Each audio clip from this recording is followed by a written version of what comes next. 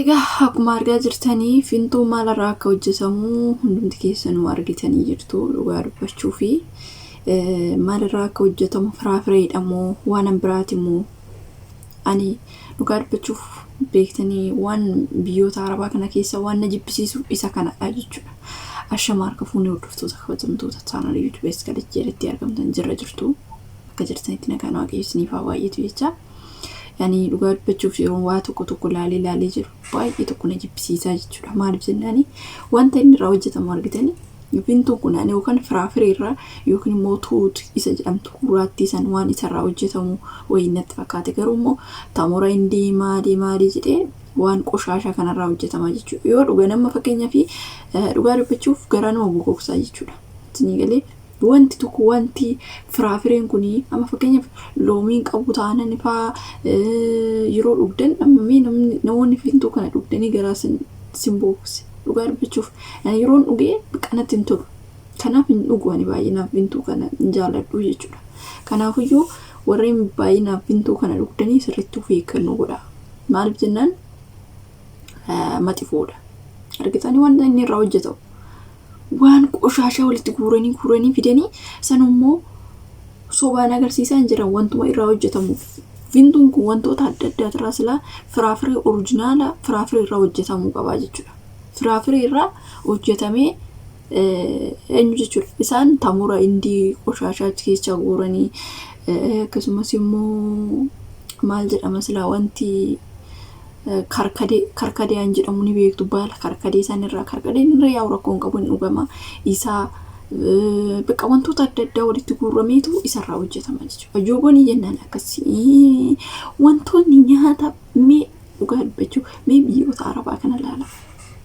Hakimii malee qaxeena hin jiru. Noormaalii oriijinaal waan hin nyaatamneef yeroo baay'ee dhukkubsatu jechuudha. Amma reefu naa galiana. Wanti asiru kun wanti arabni nyaatu hundi forjili amma naagalee dhugaa dubbachuuf oriijinaala jechuun oriijinaala amma nuti waan oriijinaala nyaannamee uummanni keenya Itoophiyaa keessatti amma dhugaa dubbachuuf waan oriijinaala waan nyaannuuf yoo nu dhukkubee waggaatti nu dhukkubaa jechuudha. Dhibeen adda addaa nu qabu baqa darbee yoo ta'e nalatti amma biyyi kana daa'imti xiqqishuurraa dhalattee anka dulloomtutti dawaa malee mikinaanni maalidhaa? Mikinaanni waan forjilii ta'eef jechuudha. Wanumti hunduu forjilii waan ta'eef wanta amma joobonii jennaan joobonii waan irraa hojjetamu argitan waan nama jibbisiisu dhugaa dubbachuuf.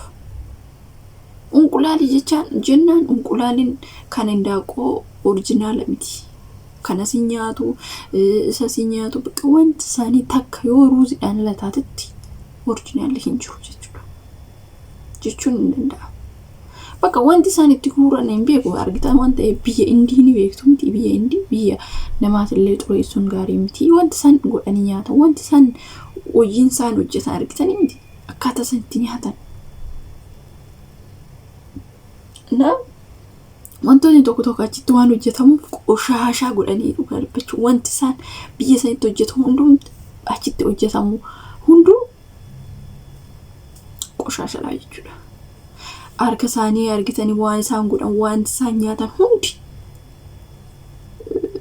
gaarii miti. Achitti waan hojjetamuuf wanti achitti hojjetamu hunduu forjilii ta'eet wanta nama dhukkubsu qulqullina waan hin qabneef jechuudha. Nama laalaa mee dhugaa dubbachuu mee biyya keenyatti ilaalaa biyyoota arabaa kanatti ilaalaa. Wanti isaan nyaatan sin tasmaama. Ani wanti na tasmaama jedhee yaadu biyya kana keessatti dhugaa dubbachuuf wanti tarii indaaqoo jennaan forjilii wanti isaanii hundi oriijinaalii hin argitu jechuudha wanti nyaatu. Kanaafi waan akkana kanarraa of eeggannoo godhaa. Maaliif namoonni tokko ijoolleen asii dhukkubsatanii maal jedhanii galan kun namni achi fayyaa dhufee asitti dhukkubsatee gale namni ijoolleen asii hoggaa dheeraa ta'an gara biyyaatti galan baqa hin danda'anii jechuudha. Kanaafiyyuu sirriitti waan kanarraa of eeggannoo godhaa. Vimto kana dhugaa dubbachuuf ani inja tuutirraa waan hojjetamu natti fakkaate garuu immoo tuutirraa hojjetamu araboonni nama qoratanii waan eenyu jedhanii miti. Qoratanii fiduu akkamitti akkana godhu akkamitti qoshashaa kana isaan nyaatu. Bakka ashagamee gurgurama bakka barbaadetti hojjetamee dhufa jechuudha wanti kun. Kanaafiyyuu isaan akkanatti hojjetu akkuma argaa jirtan akkuma asirratti argaa jirtan kan asirratti hojjetamu akkamitti akka hojjetanii namni kan laalee inni dhugaa dubbachuuf. Kanaafiyyuu sirriitti waan akkana kana loomii waan akkasii itti gootanii dhugdanii dhugaa dubbachuuf wanti tuutiin kun amma firaafireen kun wanti nama miidhuu miti garuu isa dhugan beektanii dhugaa dubbachuuf ana gannatti hin tolu. Kanaafiyyuu irraa of eeggannoo godhaa isiniin jala obboloota koo maaliif jennaani dhugaa dubbachuuf yeroo baay'ee dhukkubni adda addaa kan namatti dhufu wanti adda addaa kan nama qabu wantootuma intiniin jenne kana wantuma sidaatii hin qabne kanarraa nutti dhufaa jechuudha. Kanaafuu immoo nuti maal goona sirriitti of eeggachuu qabna. Innaa akkasiniin jedhaa sirriitti of eeggannoo godhaa of eeggannoo barbaachisaa. Maaliif jennaani wanti isaan dhugaa dubbachuuf orjinaalaa miti foorjiliidha wanti isaanii hundumtuu foorjiliidha. Kanaaf sirriitti of eeggannoo godhaa. Ani wanti isinii dhaamu ammas taanan isa kanaadha. Wanti isaanii orjinaala jettanii gaafa fudhattanii foorjilii ta'e isinitti mul'ata jechuudha. Manuma waa baay'een arge dhugaa dubbachuuf nyaata isaanii keessaa waa baay'ee gaafa laaltanii sirriitti gadi fageenyaan gaafa laaltanii wanti irraa hojjetamu kuni wanta jibisiisaa. Isaan akkamitti nyaatu? Isaan nyaatu maal rakkatan? Isaanuma itti fakkaatu.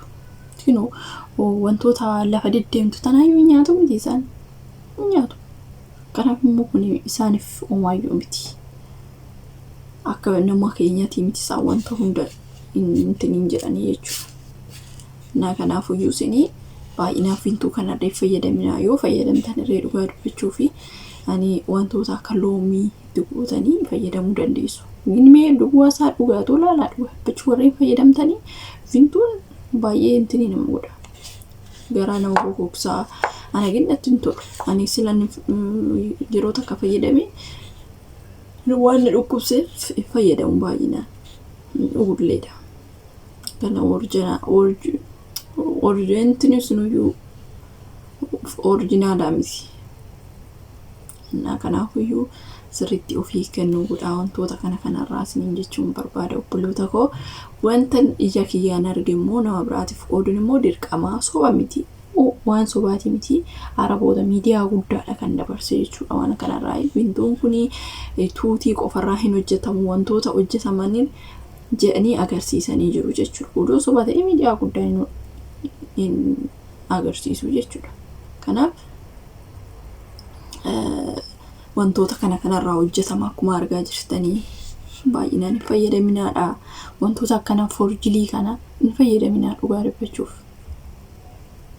Bishaan qulqulluu dhugee bakka gaadha. Inni akkasiniin jedha wantoota nama fayyanne wantoota akkana wantoota namarratti miidhaa fidan dhukkuba namarratti fiduu danda'an kana irraa of eeggachuu qabna jechuudha. Biyyaansi yoo xiqqaate wantoota akkana sirriitti gadi fageenyaan laallee irraa of eeggachuu qabna. Maaliif waan akkana akka beektanii kan dhukkuba nutti fidu. Nu yemma bakka dhukkubsannee osoo hin taane waan akkana bakka biyyoota arabaatii bakka dhukkuba maalii kana kan nutti fidu kanuma jechuudha. Kanaaf waan akkana kanarraa sirriitti of eeggannoo haa goonu of eeggannoo godhaa isiniin jedha. Ani dhugaa dubbachuuf wantoota akkana yoon argee bakka baay'ee tokko na dabbara beektanii dhugaa dubbachuuf. Na sirriitti of eeggannoo godhaa isiniin jedha.